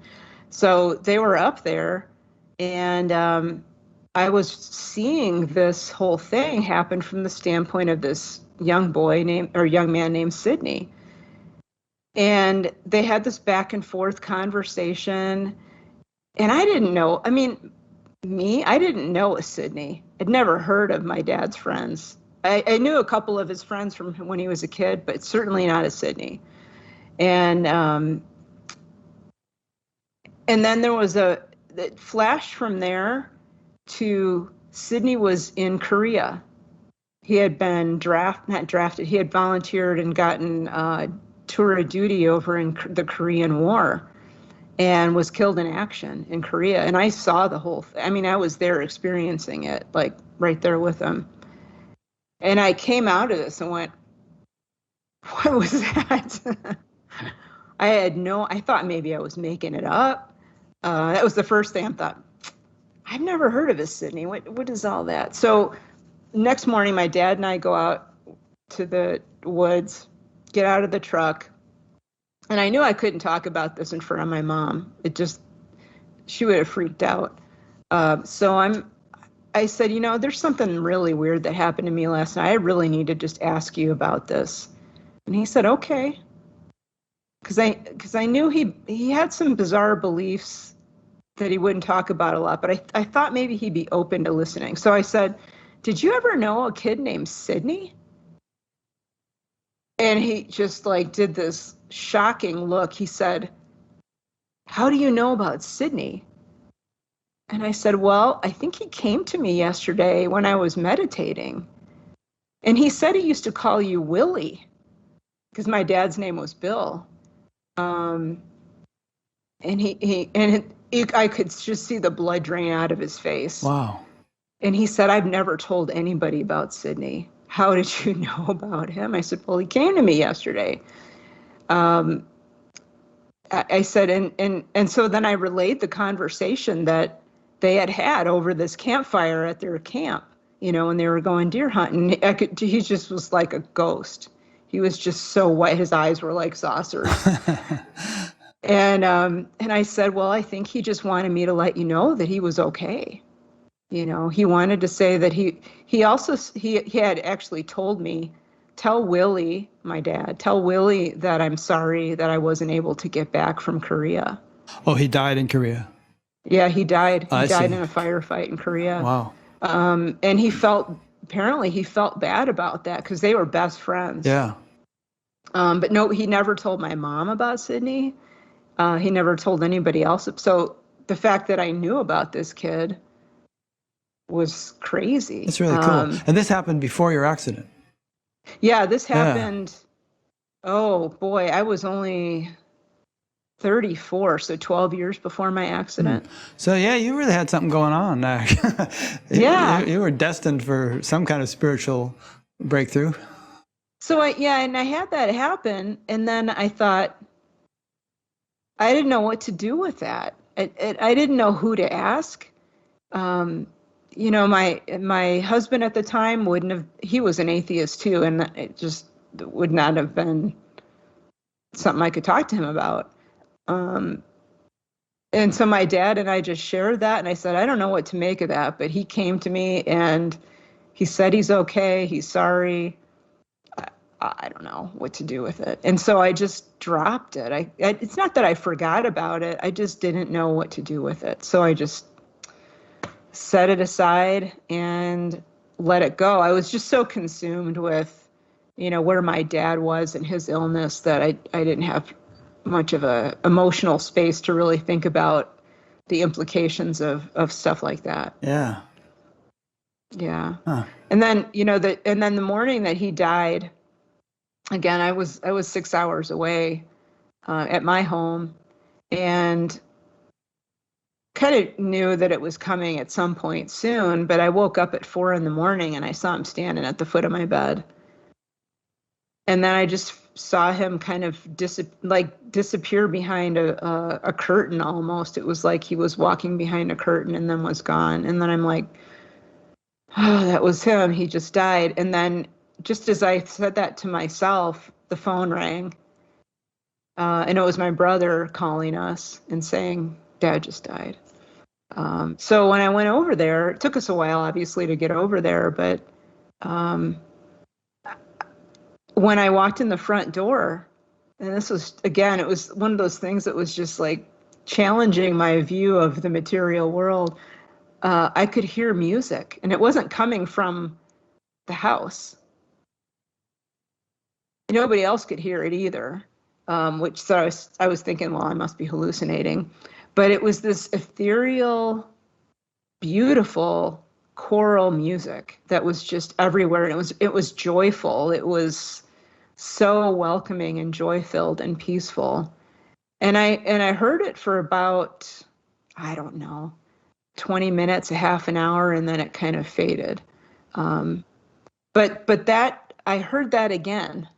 I heard that again when I died, and I experienced that music again during your NDE. Yeah, Yeah. and it was explained that that wasn't really music as we hear music. It was so hard to sometimes put into words. It was like soul energy, love energy that was coming from us. It was like almost an embodiment of gratitude and love that we could hear, but that was coming from each individual soul that was a part of this whole. And it was just this beautiful, like, almost circular, not circular, but there was a give and take chorus of this love and gratitude from all of us throughout the universe to the universe, and then back, from the universe to us. It was the sound of our energy of interconnectedness, I guess. But we experience it oftentimes as a sound, as a chorus. And a lot of people hear that. I didn't know what it was until I died myself and heard it again and went, oh, I remember that. That's I heard interesting. that when my dad died. Yeah. There's a phrase, self-interacting dynamics of consciousness. We talked earlier about how everything is consciousness, and but there's all this sort of, it's like if we think of consciousness as an ocean, then there's all these currents. The ocean is in motion. There are all these currents interacting and flowing this way and that. And somehow what you just said reminded me of that phrase. Yeah. There's also, go ahead. No, that's okay. Go ahead. I was just going to say there's also a verse in the Bhagavad Gita in which Lord Krishna, who's supposed to be God, says, curving back on myself, I create again and again. So there's this sort of self-referential thing where, consciousness interacts with itself, and that gives rise to all the diversification, all the universe. But anyway, Yeah. I don't know how I got that from what you said, but it reminded me of it because you were mentioning that there's this sort of, interactive flow between all the different levels of creation or something that you interpreted it as music. Yeah. Yeah, I think that's how that's the only way that we can process it if we're still kind of in that human state. Yeah, we have to interpret it in a way that fits our understanding of things. Yeah. So it makes sense that it would come across kind of as a musical note, because it is energy. It's a vibratory Vibration, type energy. Yeah. Mm-hmm. So it makes sense that it would be experienced as sound. But it's unearthly, and it's one of those things that that's one of the things that I wish didn't happen, is that I wish I hadn't heard that. It's to some level, because I can't listen to music now. Because it's so crude by comparison, or what? It is. I listen to it maybe for 10 minutes at most, once in a while. And I mean, once in a great while, I'll get the hankering to listen to something unusual, but it doesn't last for very long. And I just, it gets to the point after maybe a few minutes where it's like human music is like nails on a chalkboard. Really? Even some beautiful Mozart or Eric Satie or, one of these. Yep. Once in a while I can get into listening to some of that. Like on Pandora, they call it spa music, where it's just this floating sound in the background. Right. Yeah. that's okay as long as it's soft and melodic. But even after about a half an hour of that, I've had enough, and I just got to turn it off. So that's the only thing out of all of this that I wish had been different. But at the same time, hearing that music was just unearthly. I mean, obviously unearthly, but it was just so beautiful. And to know that we're part of that. You know, it's not just that it was music coming from somewhere else. It was all of us. That's a part of who each one of us is. We're contributing to that beautiful energy, you know. And the more we go into that space of love, of being aware, like and conscious in our lives, like being in the now moment, and just being love as much as possible, or being grateful, or helping other people. Every time we do that, we're contributing to that love energy that comes out as, to a lot of us, as music. We're just contributing to that energy flow of that love and compassion in the universe. So we're a part of it. It's not some separate chorus. It is part of us, and we can all contribute to that. Some people can actually hear that vibration in deep meditation. I've not been able to achieve that state since I've gotten back, but some people have been able to do that. Yeah, people might want to check my interview with Suzanne Stryker. She reported hearing that kind of stuff all the time, and Harry Alto too, perhaps. But it's interesting because traditionally people all talk about, all the different traditions talk about angels singing and, celestial choirs and, playing harps and all that stuff. But I think that, that's probably an interpretation of experiences people had.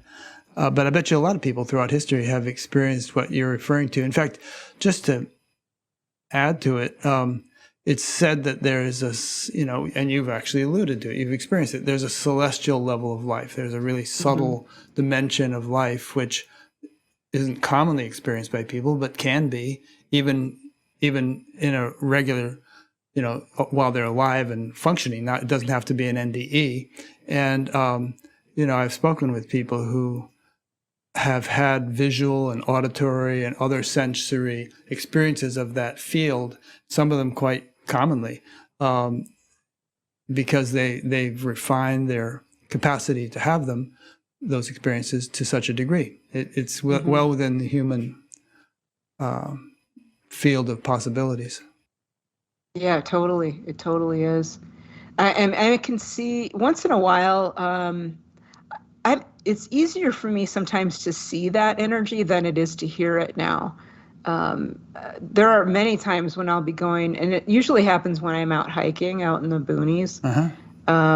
I'll be able to see that energy rather than hear it. Oh, yeah. And that's a lot of people. Can you describe what you see? Is it like a glowing kind of a thing? Or? It's like a glowing, it's almost like, it's usually glowing, like diffuse tendrils of energy connecting stuff. Yeah. It isn't like a big fog. There's a little bit more cohesiveness to it in that it's more like, but not like ropes. It's a diffuse tendrils of energy flowing everywhere and through everything. It's a little bit, it's a more kind of toned down version of what I experienced during my NDE. Because during my NDE, what I saw, I use saw in quotes, like experienced around me as a visual, was just like these energy fields all through everything. So there'd be a tree, but that tree would have multiple layers of energy flowing up and down it in all different colors. And I could interact with that tree and interact with its energy, and then the colors would all change. So when I'm here now, I can see that, but it's not that vivid. It's usually like one color. So there's also, there's another photo. I don't remember how long ago it was taken, but it was it was actually a visualization, I think, of radio energy of the early part of the Big Bang, where they're showing like as the stars were forming into galaxies, there were these like tendrils, yeah. very much like that. And at a different scale, it also very much looks like how electrical energy gets transmitted in your brain to cause, as a thought. Not that the brain is causing the thought, but the brain is experiencing the thought.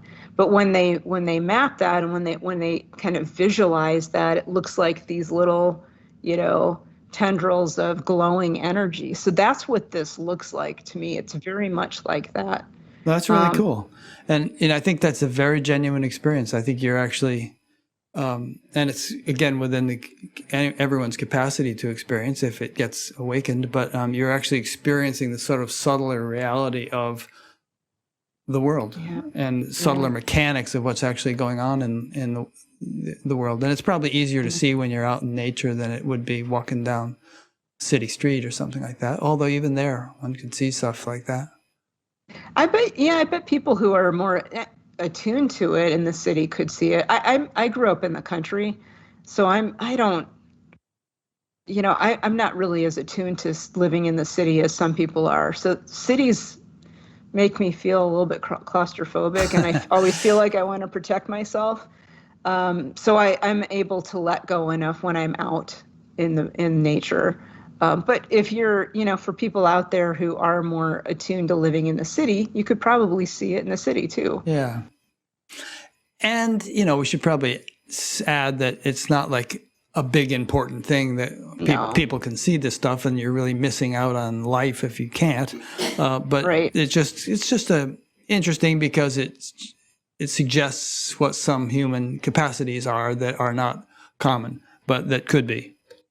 Right. And we just don't, our view of our day-to-day life right now, for the most part, is pretty limited. Yeah. But like you said, it can be expanded. We can expand on that and experience this reality, this life, in a more expansive way. Yeah. Probably everybody's heard the notion that maybe we're only using 5% of our full mental potential or perceptual potential and so on. So, just a matter of unfolding the full potential.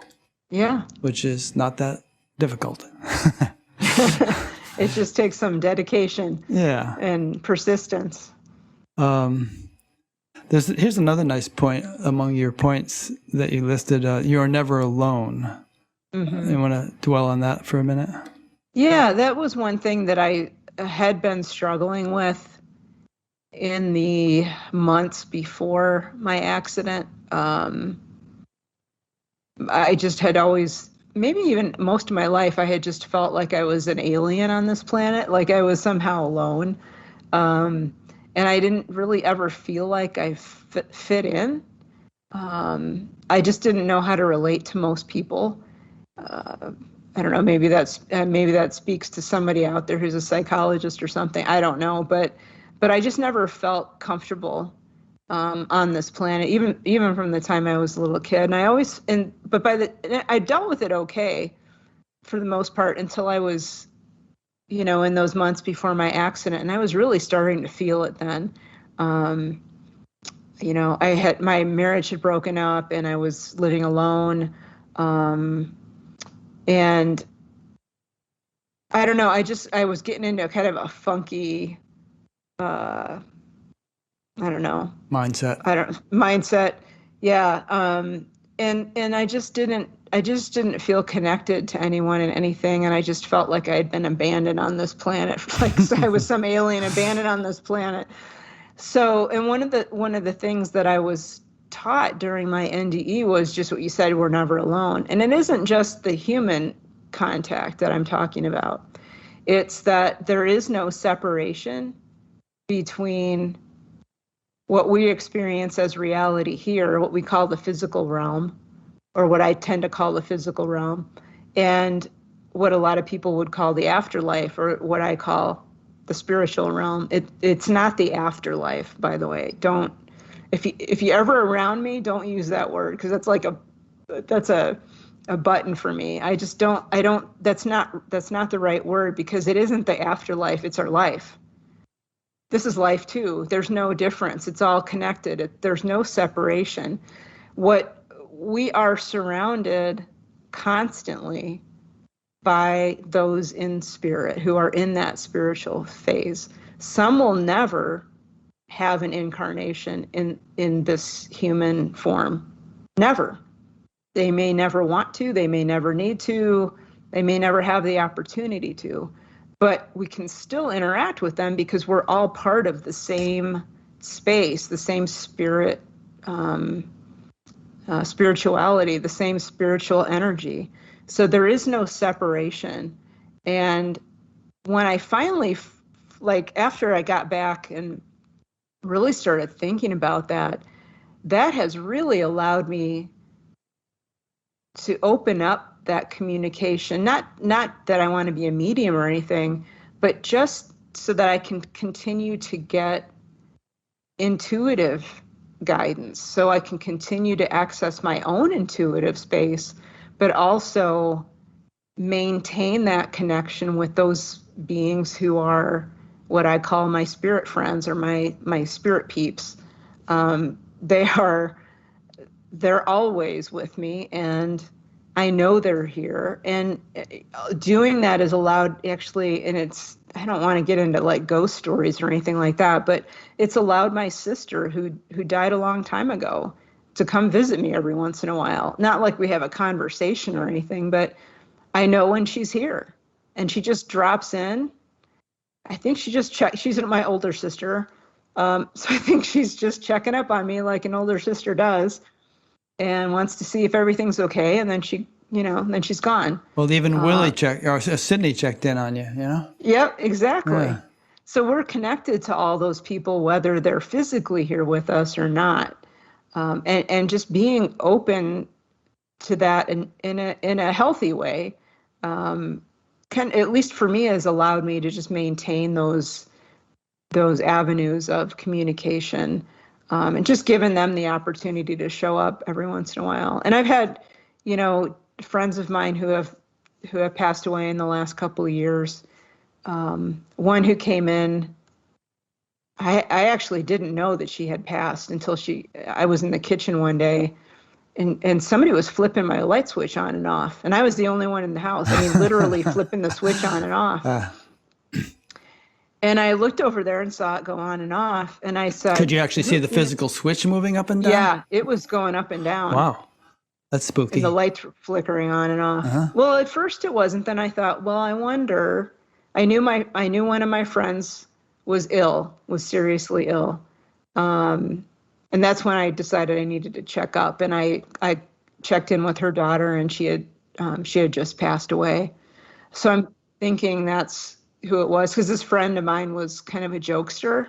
She liked to, play practical jokes and fool around a little bit with people. She was the sweetest person, but she just liked to have fun too. So I think that was her. That's interesting that she could physically flip it up and down, even though she's just in her spirit body or whatever. Yeah, I was surprised at that. But I think it does happen occasionally. Yeah. I think that was the only time I've ever had, a spirit visitor interact with something physical. Yeah. There are around stories me. of that, and obviously movies have been made about it and everything. Speaking of movies, I mean, we love movies of like E.T. and Close Encounters and things like that. And, imagine what big news it would be if aliens landed on the White House lawn. It would be earth-shaking.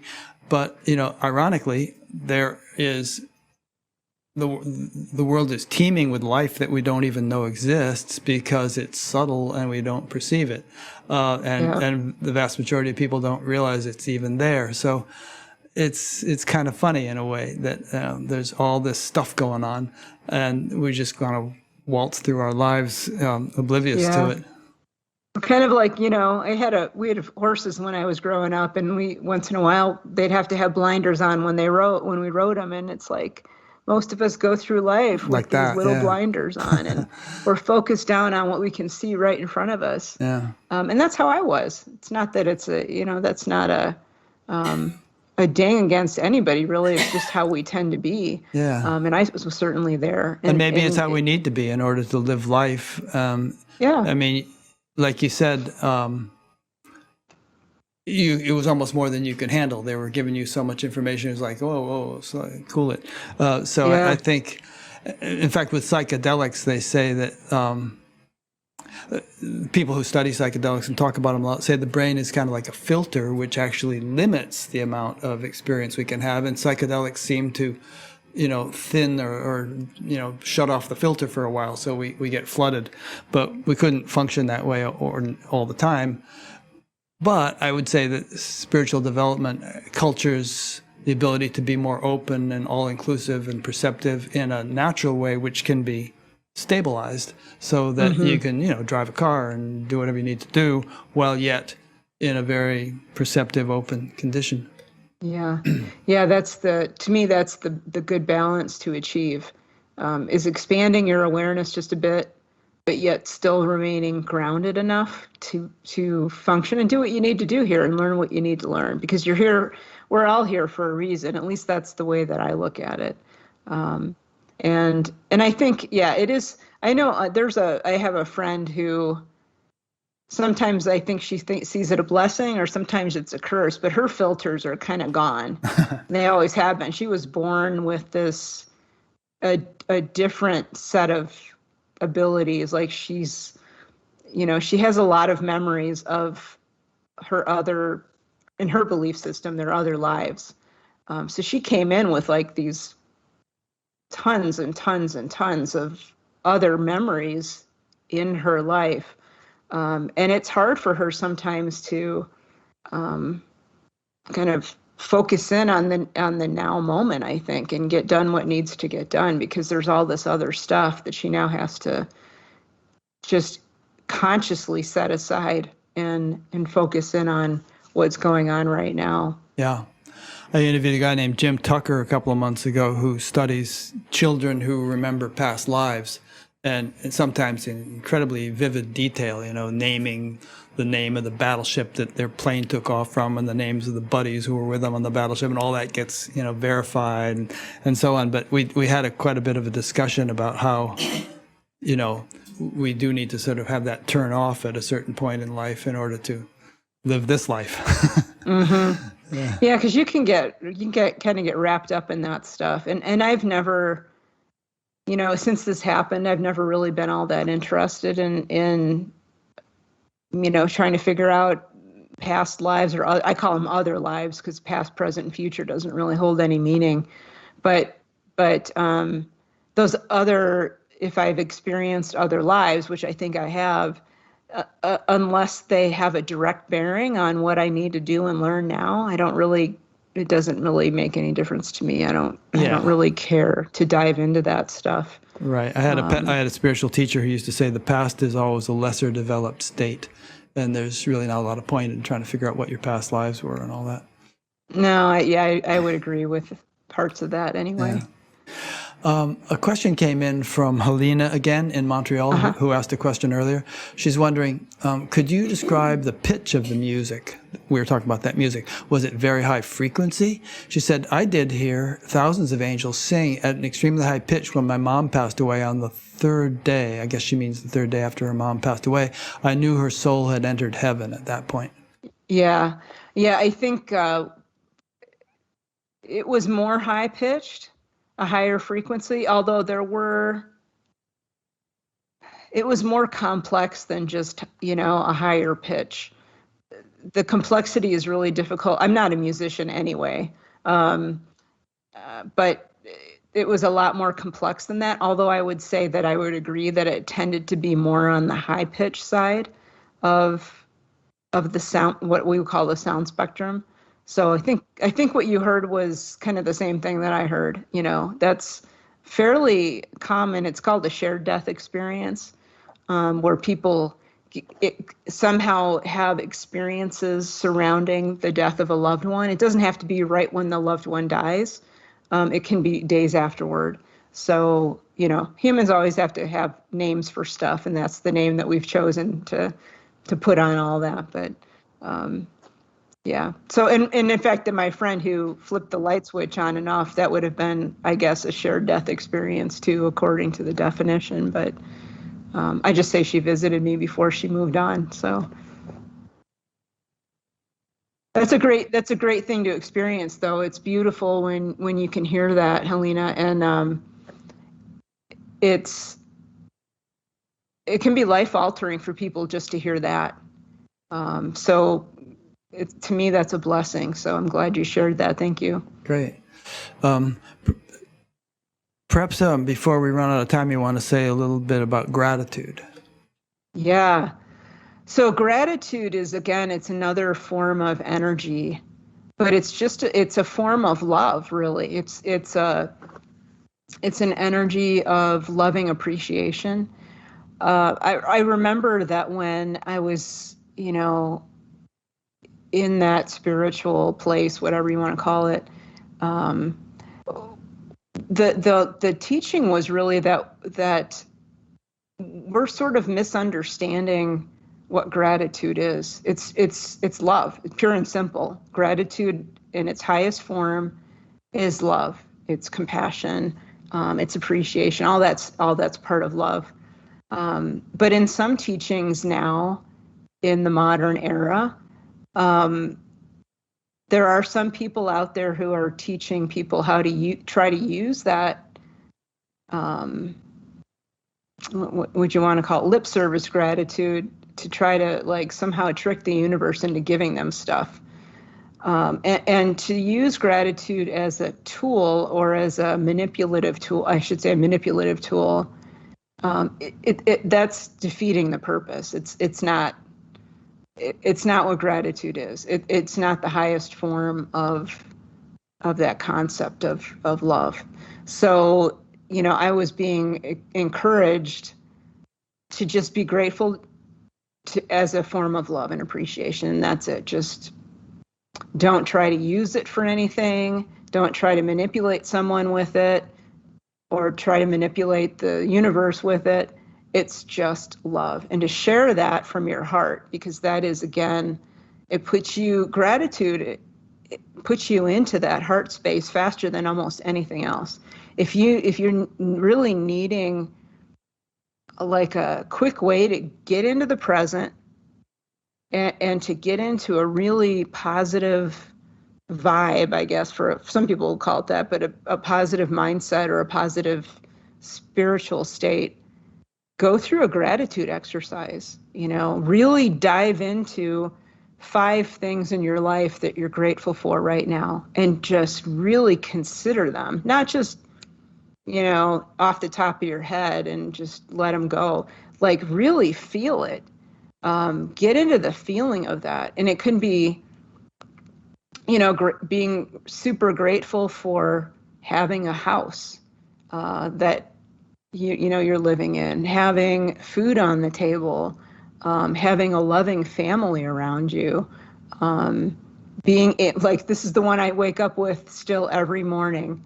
Every morning. I am so grateful every morning that I can walk, because it was not looking good for a while there. So every morning, before I even get up out of bed, I just go into that space of deep gratitude for being able to get up and walk around, and that I don't have a lot of physical leftover challenges from my accident, because that's surprising to me still, no pain really. And so just be grateful for what you do have, because that will put you into what I call that state of present moment awareness, and that state of love. And that's all it is. It's just love. Speaking of love and gratitude, I guess another quality that's somewhat related to those would be forgiveness. And Catherine from San Jose, Costa Rica, was wondering whether that driver faced any consequences for what she did, or did she ever even apologize to you? Actually, she did not apologize. Not that I ever asked for it. She'd had a history. She was in her, I think she was 29. She had a bad history with vehicles. Like, she was constantly in accidents and injuring other drivers. I think I want to say that she had like 30 days. I may be getting this wrong. She had a short time in jail, and then she had like 6 months probation.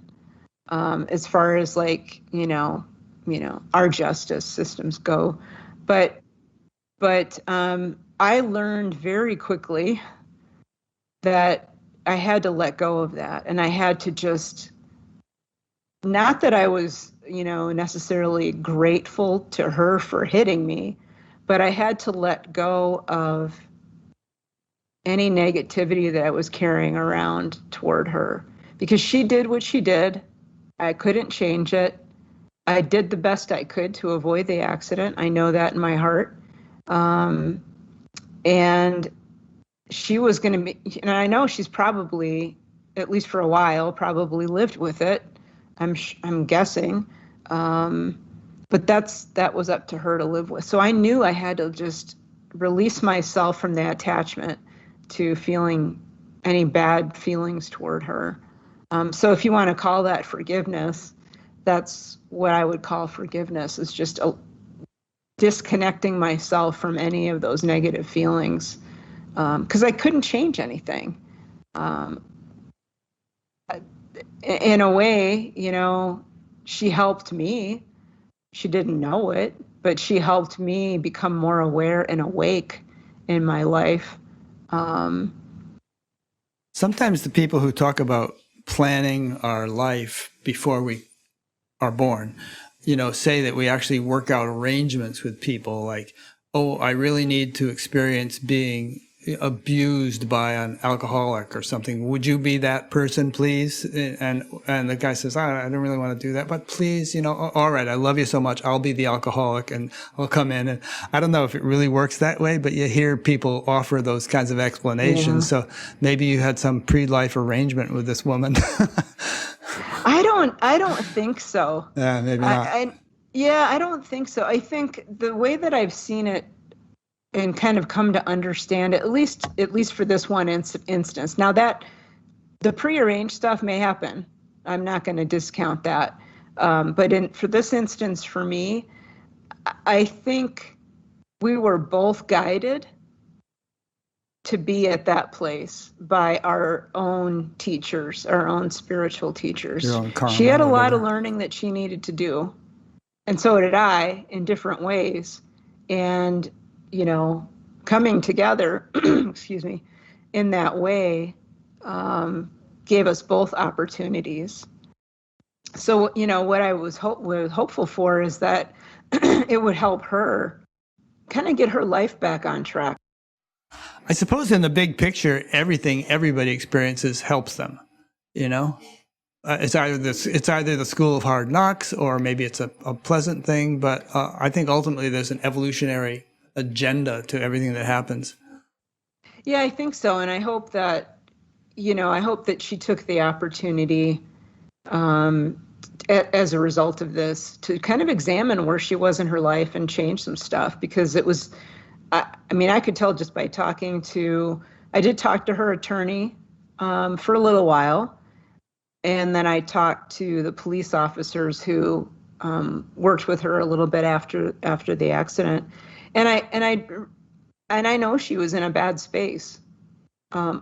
So my hope always was that she was able to do something with this positive with her life, and to take an opportunity to sit back and say, you know what, I think I need to do something different here.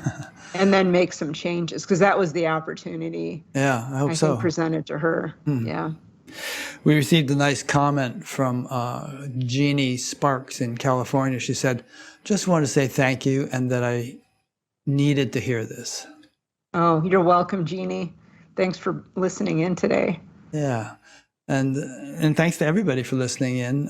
We've had a nice crowd on today, like 325 people or so at the moment. Awesome. Yeah, and thanks so much to you, Nancy. I've really enjoyed this. I was feeling a little sleepy this afternoon. I was thinking, oh, I hope I'm up for doing a good job with this interview, but you kind of woke me right up. Well, thank you. It's been fun. It's been a great 2 hours. I can't believe it's been 2 hours already. I know. That's awesome.